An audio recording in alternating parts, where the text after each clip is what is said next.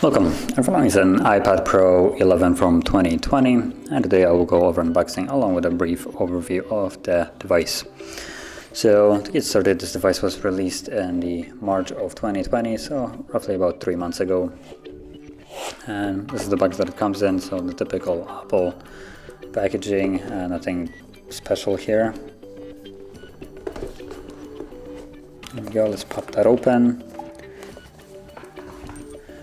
Now, the packaging, as always, in my opinion, is probably one of the best in the market. When it comes down to the experience of opening something, it just seems premium. Now, also, as you just seen, the device is already set up, so I don't have to go to the hustle of it on the video. Popping it open, just take it out, get the device. So I'm just gonna set it onto the side for now. Then inside we got the booklet. I assume there are stickers in here. Designed by Apple in California, produced in China. They didn't bother adding that in. Let's see. Let's pop all of this out. So we got a SIM eject tool. Paperwork that no one cares about, tips how to use your gesture navigation, yeah, so I just dumped it to the side, nothing really important here. Then we got a cable, so it's a Type-C to Type-C, which is actually surprising, wasn't expecting that actually. So let's pop that back in here. Then we got a charger. Now this is an improvement over the previous chargers. It's an 18-watt charger, so it does fast charging. And yeah, now I found it kind of funny. The charger assembled in India. It's written on there in a super tiny and faint text, so it's barely visible on here. Okay, so that's basically all we get in the box. The rest is just all empty. So let's just set that to the side and go to the main device. Now I'm gonna set it sideways. It's probably gonna be better in terms of visibility. So there we go. Now the device itself has a 11-inch display, where's the power button? There we go. So that's an 11-inch display with a resolution of 1668 by 2388, and it comes down to be 82.9 screen to body ratio, so you do have these kind of thick bezels around. Could have been better in my opinion. And pixels per inch is 256, so you're not getting like these super high resolution displays on here, which is kind of weird considering other devices now are pushing like 4K resolutions on the phone, so I would expect it a little bit better on the tablet. Well, maybe not better than 4K, but at least 2K would have been probably nice. This is kind of, would have liked to see it a little bit higher resolution. And also the display is an IPS instead of, I believe on the normal iPhones that have been released, like iPhone 10 or so, it already came with OLED, I believe. So here we just get a typical IPS. Now it's a fairly decent IPS, and in defense of it, it does look really good, bright and vibrant with fairly deep blacks, honestly. But still, OLED will have deeper ones. Now, in terms of cameras, you're not getting much in terms of pixels or megapixels in the camera. You have the sensors right here. So you have a main one is a 12 megapixel, then you have a 10 megapixel and the LiDAR sensor. So LiDAR is this little weird circle right here. Doesn't look like it has any sensor, but I believe it sends out light and measures how far it goes to determine how far away an object is. But even though you have only a 12 megapixel cameras on here, top's 12 megapixel, it does shoot 4K at 60 frames, so that was actually surprising to me. Apparently he didn't skimp out on that, which is really nice. And in terms of the front camera, it shoots at 1080p, 30 and 60, so nothing mind-blowing, but this is a 7 megapixel sensor and it looks fairly decent, honestly. If I'm gonna launch it really quickly, let's just there we go. Camera, portrait, I assume. Oh, there we go.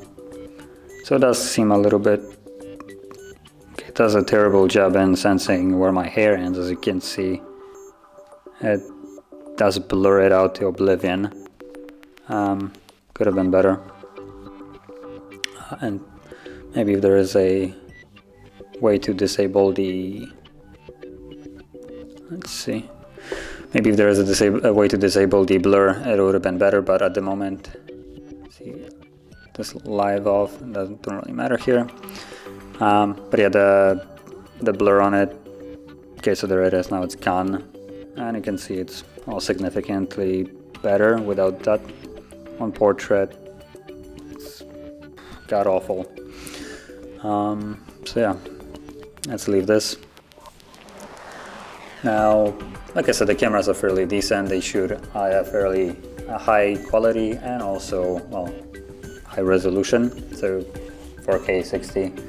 Now I'm gonna get a couple props right here just so I can take a couple pictures, like a elderly person shooting photos with tablets, assuming my battery level allows me. It's at 5%, so hopefully it will be enough. There we go. Let's go to photo. Now I'm gonna maybe move it to the side so you can see the screen right here.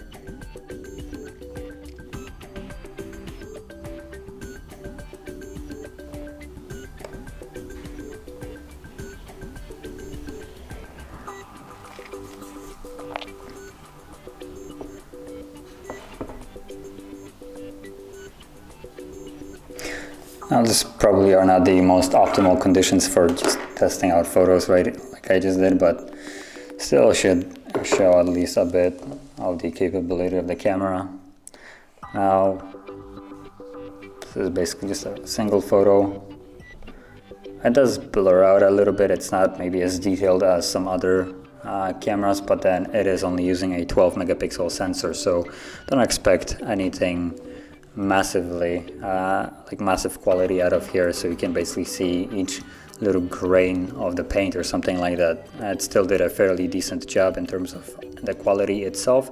It does keep a lot of detail in it, and when you're zooming in, you only lose it. Further out, you don't really see that, which is expected from just a 12 megapixel sensor. Then moving on to some other information. The device comes with a 6 gig RAM, and this is just a single option. There is no other one in terms of RAM. And it has the A12Z Bionic chip. And in terms of storage, you have multiple variants. You have 128 as the lowest one, going to 256, 512, and 1 terabyte.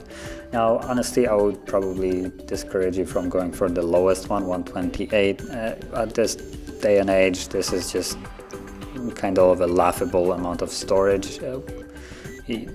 Useless in a way. You download a couple movies, pump up music if you don't use Spotify or stuff like that. If you want to drop music on here and just use it for work, 128 gigabyte won't be enough for anything significant. Then the device also comes with a 7600 milliamp battery, so it does boast a fairly decent battery here, with these the 18 watt fast charging. Now, I'm not exactly sure how much or how long it will take the charger to charge that 7,500 battery with the 18 watts, considering 18 watts isn't necessarily the fastest charging you can get out there, but it's good that it is. And also you will have at least an easier way to charge this device wherever you are, because it's using a typical Type-C port, as you can see. Hopefully you can get to see it. So you can use majority of the Android chargers nowadays and use it for charging. And you can get a beefier charger there and charge it up, and if the device, basically the device will use as much of the wattage as it can, only being limited by itself in this case. If you get something like a Huawei charger which supports 40 watt charging, this would be plenty enough, and well, this only supports I believe 18, so it will use only 18. But like I said, it's easier to find, at least where I'm from, it's easier to find a normal Android charger than it is an iOS one. So thumbs up for that. And also the accessibility to different accessories there, which are Type-C. You can get dongles and also use like card readers, stuff like that, external hard drives. So it does add a little bit accessibility to additional features. And this device does try to be a little bit similar to a laptop in a way, with support for like mouse inputs. So you could use the touchpad from Apple, and it will work normally along with their gestures that you would get on a laptop. But also you can just plug in a normal wired mouse, assuming you have the dongle to take the Type A USB, and it would work just as well. Then last thing that I will probably go into would be the pricing of it, and a couple things that I don't like about it. So it does come at around 800 euros with pen not being included, which keep in mind, this is marketed as a, where is it, Pro. I don't really see it too much Pro if not the accessories that it's designed for are not included. It's supposed to be a tablet designed for professionals, for drawing and just creative work, and it doesn't include a pen for 800 euros. It's a little bit hilarious, but then I guess it's Apple, and they can sell a monitor without a stand for it, so we can prop it on, I don't know, a book or something, because, you know, the stand comes for another $1,000. So that's kind of my gripe with just more of a company than the device itself. They could have just named it iPad 2020 without a Pro, and I would have no problem. It would work just as well, and then add an option to buy the pen separately. But if you're naming something Pro, I expect it to come with the necessary tools for what it is marketed for. But the pen comes at, or at least the second version of the pen comes at $130 additional. So in this case, if you want to use it for drawing, you're not looking at 800, you're looking at 930 in this case. So that's a bit of my problem there. And apart from that, it's just a typical iOS experience with additions to multitasking and gestures that I believe the normal iPhones don't have. So you have similar gestures, I believe, to what the trackpad has. And when you're, for instance, in an app, you can slide using 4 fingers from an app to an app. Like so, swipe up to recent. Which one was it? 3-finger swipe. There we go. So it's 4-finger swipe. So you do have a lot of those typical Apple OS shortcuts that you use, if you ever used an MacBook or something like that, you're probably used to them, and they work fairly well. And on this, I have to say, it does work also really well. And you also have the dock right here. Also functions similarly to its equivalent counterpart on a laptop. But yeah, apart from that, it's a decent device, and I'm just not a biggest fan of the company itself and how they're limiting the device. This could have been an even better one, assuming it would allow me to do more stuff. I can't really download anything that I would want, for instance, from a browser, which is just what I personally do. Here you just have to be limited by that. So if you're used to an iOS, then you probably know what you're going to be getting into. If you're not used to iOS and you're thinking about getting into it and this is your first device, then honestly I'm not sure if it's worth it as a first device. It's probably better if you already have a couple devices, then it does feel a little bit better when you're already in the ecosystem. But if you're kind of like trying to dip your toes into it, not sure if this is the device to go for. Probably I also will probably be doing a unboxing for the Huawei pad. They also have some Pro version, also doesn't come with the pen, so that's a shame. But already in terms of design, it looks a little bit better, though it might probably suffer from the fact that it won't have App Store. So that's another thing to keep in mind. But when it comes to professional devices, it works professionally, it doesn't come with professional accessories, and it's just a typical iOS experience. And I'm kind of repeating myself now. So let's finish this up.